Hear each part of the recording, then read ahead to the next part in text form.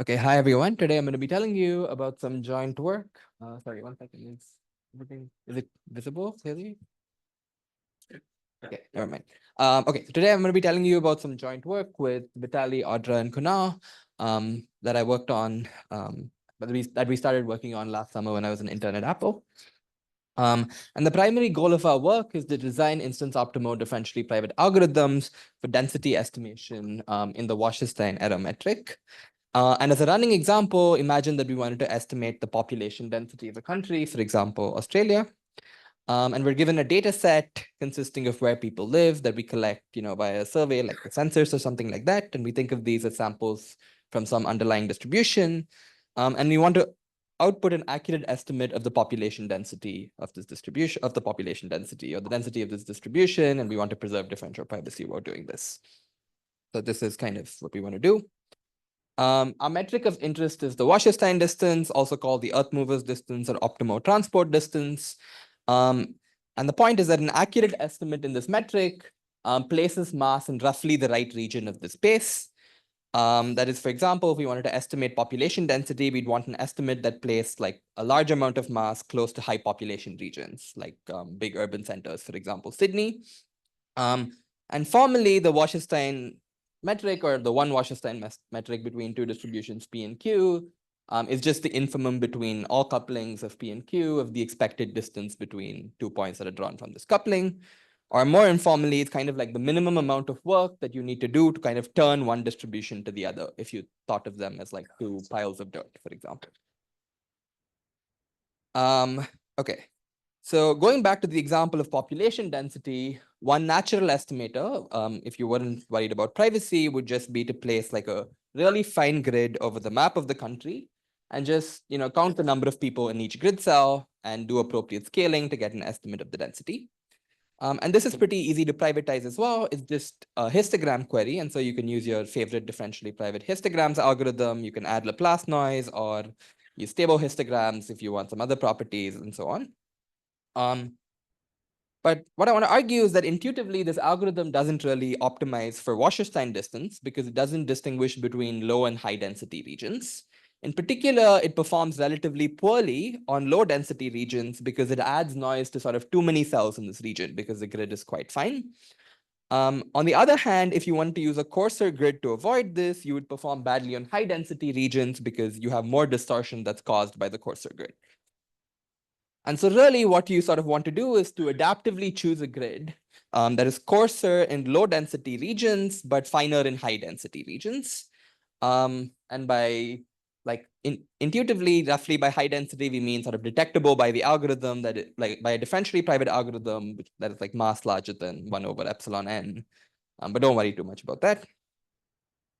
And one simple way we could do this is to just keep subdividing high density regions. So you start with a coarse division, you perform a single histogram query privately, and then you adaptively fine tune regions with sufficiently large private estimates. So it's a pretty simple and natural algorithm.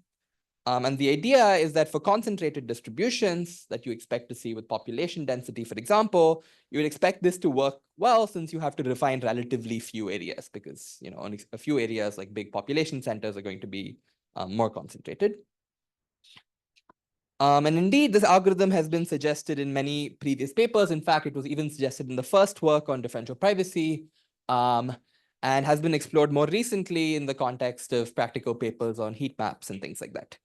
And the primary motivation of our work was the following. So this algorithm intuitively felt better to us than some of the other algorithms I discussed earlier. And the question we wanted to answer is, can we sort of formalize why we think this is? And the main intuition we wanted to capture in such a formalism is that this somehow seems to adapt to easy instances, which we think of as more concentrated distributions because there's sort of fewer important points to estimate.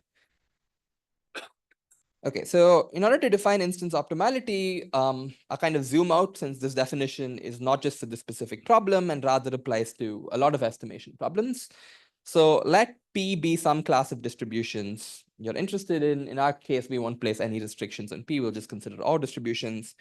Let theta be a statistic we are trying to learn. In our case, this is just the density.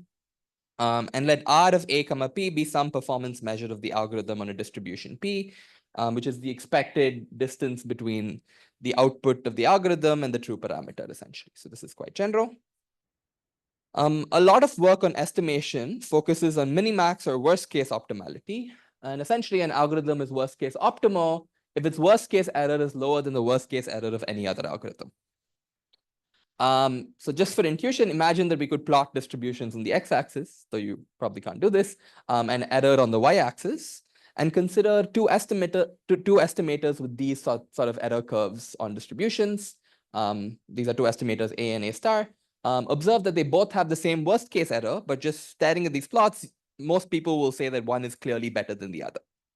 But the point is that minimax error can't sort of distinguish between these two types of error curves.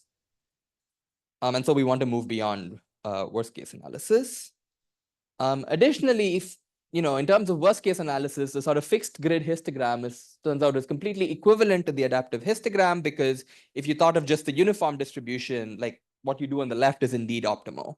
And so worst case analysis isn't sufficient to distinguish between these two algorithms, which was our motivation. In fact, there's like work that shows that minimax estimation requires a rather strong rate of 1 over square root of epsilon n error, and you want to do better than this for concentrated distributions, which means you have to move beyond just thinking about minimax. And so let's think about a more instance optimal or sort of loco type of guarantee we could ask for.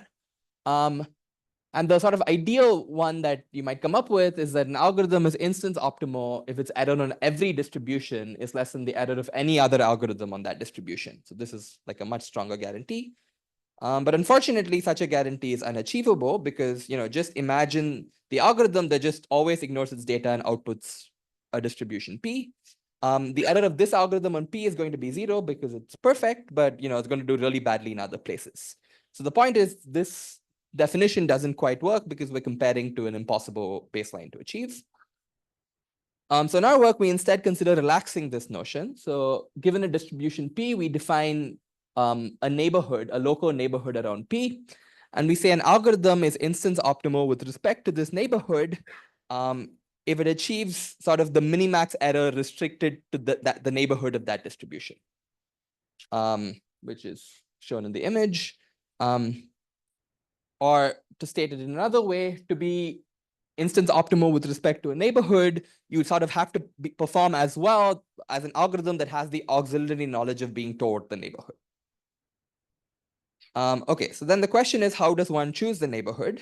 And there are two kind of things that you have to balance. You want that the neighborhood is small enough that the notion of instance optimality is meaningful. If the neighborhood was too large, this would just reduce the minimax error again. But you want it to be large enough that the notion is actually achievable to avoid the bad example that we saw. And the other intuition that we sort of want to capture is that if P is an easy instance, then the neighborhood should only contain easy instances. And what I mean by this is, for histograms, we saw that concentrated distributions were things that we could expect to do better on. And so ideally, we want to capture that type of adaptivity. And so we want that a concentrated distribution sort of lies with other concentrated distributions in its neighborhood, so that the instance optimal rate really adapts to this kind of thing. Okay. So before talking about our formal notion of neighborhood, I want to place our work in sort of existing literature in instance optimality. So in the non-private setting, this has been studied before for discrete distributions, where a neighborhood that's been considered is sort of permutations of the true distribution, the permutations of the probability vector. This isn't super suitable in our case because we're interested in metric structure, and permutations don't necessarily preserve nice properties such as concentration. Like imagine if you had a discrete Gaussian, if you took a permutation, things wouldn't concentrate around the mean anymore, and so that couldn't be exploited. There's also been work on parameter estimation, where the neighborhood that's been considered is just neighborhoods of size 2, so it's distribution P or some other distribution Q. This was studied in canonical work by Donahoe and Liu, but it turns out it's not well suited to high dimensions under privacy because of testing is like an easier problem than learning, essentially, without going into details. There's also been work in the private literature on instance optimality. There's been a lot of algorithmic work on smooth sensitivity, I forgot the Y, proposed test release, etc. But none of these really consider formal definitions of instance optimality.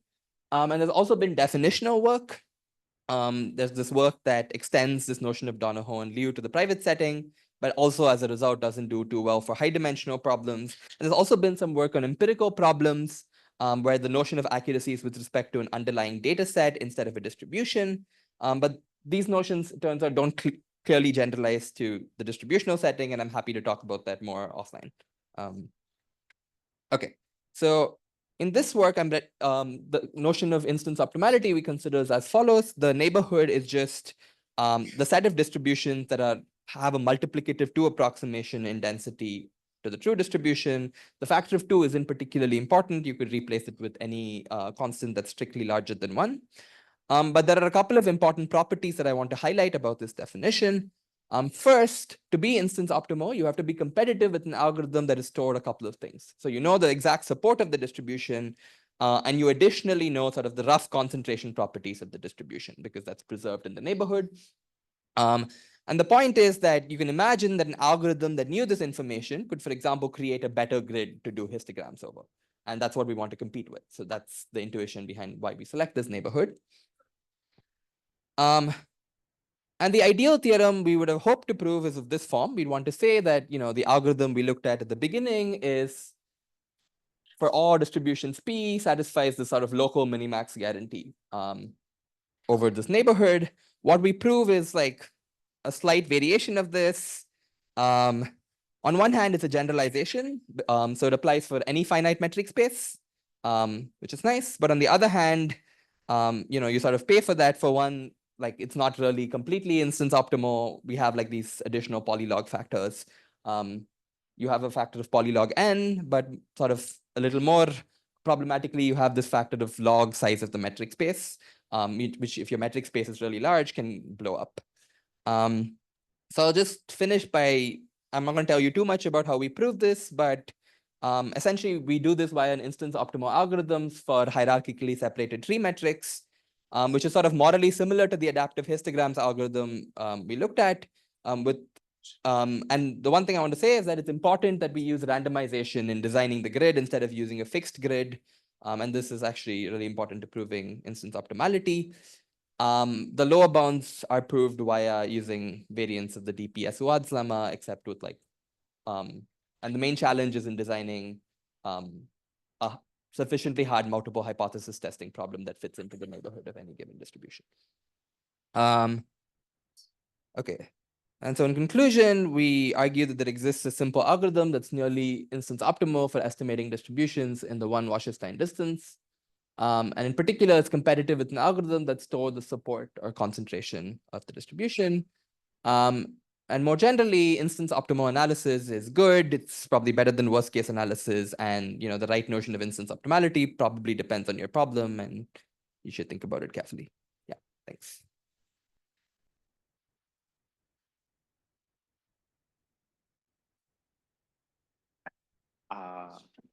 Sorry if I missed that. One of the log factors there need to be there, or would you conjecture a stronger result? Good question. I do not know if the log factors need to be there. I would conjecture that the log size of the finite metric space probably needs to be there, but I don't know. That's a very quick follow-up. Yeah.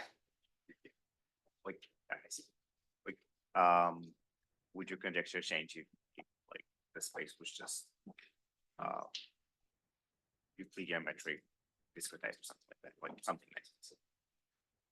Yeah, so that's a good question. Yeah, I don't know. So our approach is really to go via these embeddings, and these embeddings you really have to base log dispersion factor, so you really have to come up with a different approach, maybe a clustering algorithm or something like that. So we tried something like that briefly, but we weren't able to prove it. Hi, thank you for the talk. I see a lot of keywords here that remind me of an algorithm that was not listed here. So you're talking about hierarchical separated trees, randomization in the adaptiveness. Did you compare to your algorithm to this algorithm called PrivTree, which sort of does something similar to this? Yes, I think our primary goal is to prove a theoretical instance optimality result. So practically, we expect that a lot of these algorithms do similarly to flip tree and a bunch of other practical work that I think are.